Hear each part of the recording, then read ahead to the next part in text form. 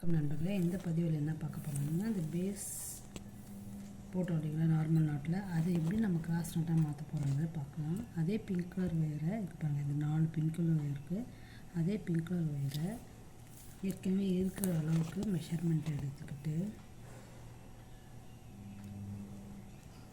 Join பண்ண போகிறோம். பாருங்கள், ஜாயின் பண்ணுறது தெரியும்னு நினைக்கிறேன். 4 ஒயர் இருக்கிறதுல அதே அளவு மெஷர்மெண்ட் எடுத்து மடிச்சுட்டு ஜாயின் பண்ணுறோம்.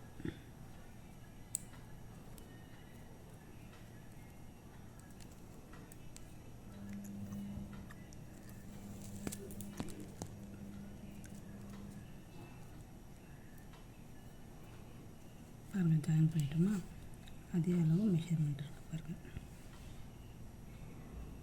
ஜாயின் பண்ண ஒயரோட மெஷர்மெண்ட்டு சேம் இருக்குது. சரிங்களா? இப்போ இதே ஒயரை பயன்படுத்தி இந்த 4 ஒயருக்கு ரன்னிங் ஒயராக போட்டுக்கிறோம். இந்த ஒயரை ரன்னிங் ஒயராக பயன்படுத்தி இந்த 4 பூ போட்டுடலாம்.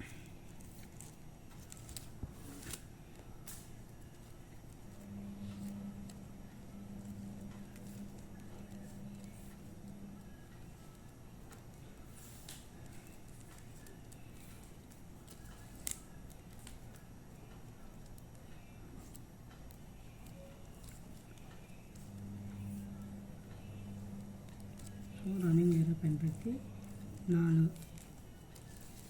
பூ போட்டு முடிச்சிடும் ஃப்ரெண்ட்ஸ். பாருங்கள், இப்போ என்ன பண்ண போகிறோம், இந்த ரன்னிங் ஒயர் இருக்குல்ல, இந்த ரன்னிங் ஒயரை நம்ம ஏற்கனவே இருக்கிற இந்த ஒயருக்கு அளவுக்கு கட் பண்ணிட போகிறோம்.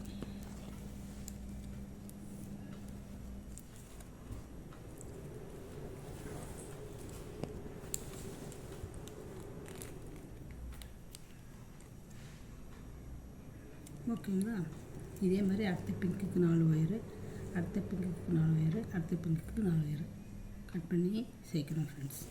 ரன்னிங் பாருங்கள், சேர்த்து வச்சுருக்கேன்.